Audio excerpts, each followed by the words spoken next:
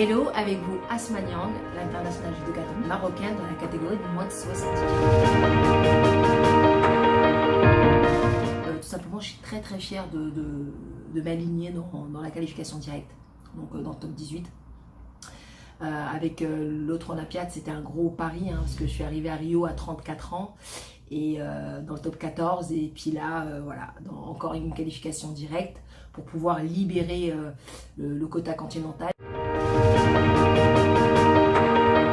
Ça fait 3 semaines que je suis vraiment dans un camp d'entraînement. Le niveau est assez élevé parce que c'est important dans cette période à un mois de quand même prendre une adversité assez solide pour voilà, qu'il n'y ait pas de surprise le jour J. Malheureusement, mon entraîneur n'est pas là, donc je suis vraiment toute seule, isolée, donc vraiment sans staff technique du tout. Donc voilà, sans entraîneur, sans kiné, sans personne, parce qu'il a eu un problème de visa. Il arrive à me coacher en distanciel, en visio le soir, à me dire exactement les points que je dois travailler. Chaque jour, on met des objectifs. On n'a pas le choix de toute façon, c'était ça ou l'annulation des jeux, donc il faut se plier aux règles. Donc on va jouer le jeu tout simplement, et puis moi j'ai confiance aux Japonais, parce que les Japonais c'est un pays voilà, très discipliné, très à cheval sur beaucoup de choses, et donc j'ai entièrement confiance au peuple japonais, et puis surtout tous les responsables pour mettre en place un climat sain et un climat vraiment propice pour les athlètes, et surtout ça. À vrai dire, voilà, moi je reste pas du tout focus là-dessus. Forcément, chaque athlète, la première chose qu'il voit, c'est sa médaille en fait. Voilà, c'est moi je pars pour ça tout simplement. Je réfléchis pas prime ou pas prime. Moi je réfléchis à faire une consécration en fait, d'être la meilleure version de moi-même sur un tapis de judo. Et voilà, de réussir avec tout le travail que j'ai mis en place à l'entraînement et de le mettre en place en compétition. Et pour moi, c'est ça la plus belle des primes. Et je suis vraiment déterminée, comme jamais, sachant que voilà, c'est ma dernière Olympiade. Donc voilà, je vais tout donner sur ce tapis. Et puis forcément, c'est le Graal, j'ai envie de viser la médaille d'or, et comme on dit, il faut viser haut. Le judo marocain n'a jamais eu une grosse médaille. Après, voilà, c'est une quête personnelle, et finalement, après cette quête personnelle, on la donne à peut-être une petite fille qui habite à Oujda ou à Knetra, ou peu importe, qui me regarde et qui se dit oui, c'est possible, ouais, je peux le faire moi aussi.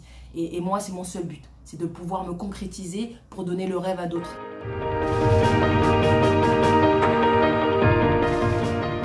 Pour un athlète dans cette période, il a vraiment besoin de soutien moral dans tout son ensemble, tous les piliers de la performance. Il a besoin d'être vraiment épaulé. Malheureusement, je fais cette route toute seule. Et puis bon, de toute façon, ça fait très longtemps que je suis un petit peu, on va dire, j'ai un parcours tellement atypique que finalement, c'est ma destinée. Je vais finir atypiquement. Et on m'a appelé, on m'a dit tout simplement que mon entraîneur ne sera pas là. Donc là, c'est vrai que ça m'avait fait un choc. 3 jours, vraiment, je me suis effondrée, pleurée avec la pression de l'entraînement, tout ça. J'ai ressenti une forte injustice. Maintenant, voilà, apparemment, il ne peut pas y avoir 2 entraîneurs. C'est vrai qu'il y a un peu de colère, forcément. Je ne vais pas vous mentir, c'est une émotion qui est normale.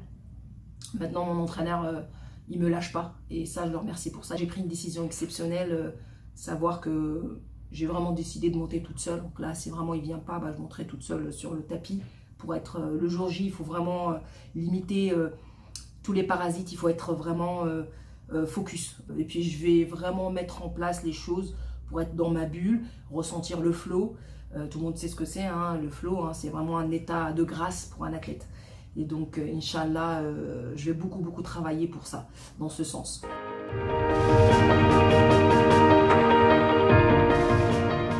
C'est la première fois de l'histoire du judo marocain qu'il n'y a pas de garçons aux Jeux Olympiques, c'est vraiment une première. Voilà, on partira à judo féminin 100%, donc moi qui me classe dans le top 18, et puis Soumi Eraoui qui a pris le quota africain. Alors une pression supplémentaire, moi franchement, voilà, je me mets pas du tout dans cette ambiance.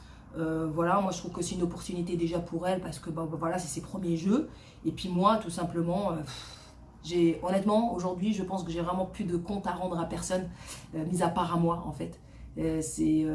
j'ai envie de combattre pour moi et pour Chab le Maghribi, parce que voilà, tout simplement, il le mérite d'avoir cette médaille, cette belle médaille. Un athlète de niveau doit prendre conscience qu'aussi ça devient un rêve personnel, mais très très collectif. Donc voilà, donc, souhaitez-moi le meilleur. Moi, je donnerai vraiment jusqu'à mon dernier souffle sur ce tapis. Hein. Tout le monde sait que je suis une guerrière et que je me bats. Et voilà, la concrétisation, Inch'Allah, sur ce tapis à Tokyo. Salam alaikum.